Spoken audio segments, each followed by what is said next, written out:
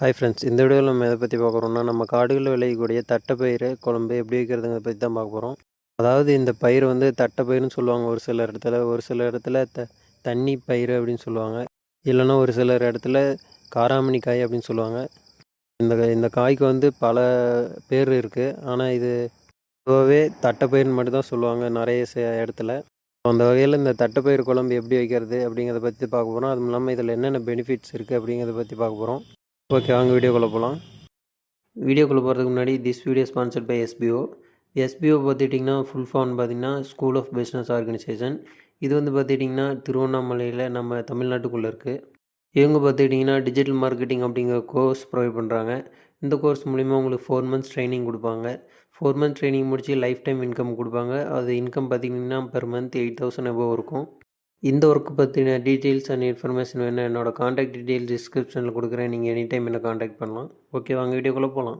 Skip பண்ணாதீங்க. பெரிய தப்பு. தினம் 300 ரூபாய் சம்பாதிக்க அரிய வாய்ப்பு. இன்ஸ்டாகிராம், ஃபேஸ்புக் பயன்படுத்த தெரிந்தால் போதும். Content post and content publishing மூலமா தினம் 300 ரூபாய் சம்பாதிக்கலாம். இந்த வேலை செய்ய 5 நிமிடம் போதும். Work training support, group communication support, all language customer live chat support, முக்கியமா சொந்தமா ஒரு பிசினஸ் ஸ்டார்ட் பண்ற அளவுக்கு உங்களால கற்றுக்கொள்ளவும் முடியும், சம்பாதிக்கவும் முடியும். இந்த வேலை வாய்ப்பு வழங்குவது 5 வருடத்திற்கு மேல ரன் ஆகிட்டு இருக்க நம்ம தமிழ்நாட்டு company school of business organisation private limited. மேலும் விவரங்களுக்கு டிஸ்கிரிப்ஷன்ல கொடுத்திருக்க நம்பருக்கு வாட்ஸ்அப் பண்ணுங்க.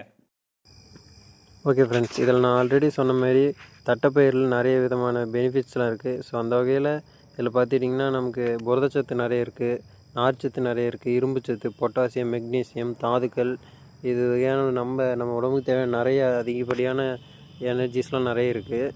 ஸோ அது மட்டும் இல்லாமல் இது நல்ல ரத்த உற்பத்தி ஆகிறதுக்கு உற்பத்தி பண்ணுது. நம்ம உடல் எடை அதிகரிக்கணும்னா பாதாம், பிஸ்தா அதுமாரிலாம் சாப்பிடுவோம். அதுக்கு பதிலாக நம்ம இந்த காராமணிக்காய், மூக்கடலை, கொட்டக்கடலை இந்தமாரி இதெல்லாம் சாப்பிட்டா நல்ல வெயிட்டு அதிகமாகும். ஸோ அந்த வகையில் இது நல்ல முக்கிய பங்கு வகிக்குன்னு சொல்லுவாங்க. ஸோ ஓகே ஃப்ரெண்ட்ஸ், அடுத்து இது மூலிமா என்ன டிஷ்லாம் பண்ணலாம், அதாவது என்ன குழம்புலாம் வைக்கலாம் அப்படிங்கிறத பார்க்கலாம். ஸோ இதில் ஃபஸ்ட்டு பார்த்திங்கன்னா பச்சைக்காயை எடுத்துக்கிட்டிங்கன்னா நீங்கள் கடைஞ்சி பச்சையாகவே கடைஞ்சி, அதாவது வேவிச்சு உப்பு போட்டு வேவிச்சு கடைஞ்சி தாளித்து நீங்கள் இப்போ எப்பவும் போல் என்னென்ன ஏதாவது குழம்பு தாளித்து நீங்கள் கடைங்க பார்த்தீங்களா, அந்தமாரி நீங்கள் வைக்கலாம். அண்ட் அது மட்டும் இல்லாமல் இதை உதிர்த்து காய வச்சு நீங்கள் எப்போ வேணாலும் அதேமாரி பச்சைக்காயை எப்படி செஞ்சோமோ அதேமாரி வேவிச்சு கடைஞ்சி நீங்கள் தாளிச்சிக்கலாம். அதாவது இதை குழம்பாகவும் வைக்கலாம். அதாவது குழம்பா வச்சா ரொம்ப ஒரு மாதிரி திகட்டுற மாதிரி இருக்கும். அதனால் நம்ம கடைஞ்சி அது புளி போட்டு வச்சா நல்லா டேஸ்ட்டாக இருக்கும். ஸோ அடுத்து பார்த்துட்டிங்கன்னா ரெண்டாவது மெத்தடு, அதாவது ஃபஸ்ட்டு ஒரு பார்த்த மெத்தடு பார்த்திங்கன்னா கடைஞ்சி வைக்கிறது, வேவிச்சு கடைஞ்சி, அதாவது வெங்காயம் போட்டு இதெல்லாம் போட்டு எந்த தூளுங்களும் போடாமல் தாளித்து அதை சாப்பிடுவோம். ஸோ அடுத்து ரெண்டாவது மெத்தட் பார்த்துக்கிட்டிங்கன்னா, அதாவது எந்த குழம்பு நம்ம சாம்பார் வைப்போம் பார்த்திங்கன்னா, கூட்டு வச்சு வெங்காயம் போட்டு வதக்கி சாம்பார் வைக்கிற மாரி நம்ம எப்பவும் போகிற தூள் எது வேணாலும் போட்டுக்கலாம்.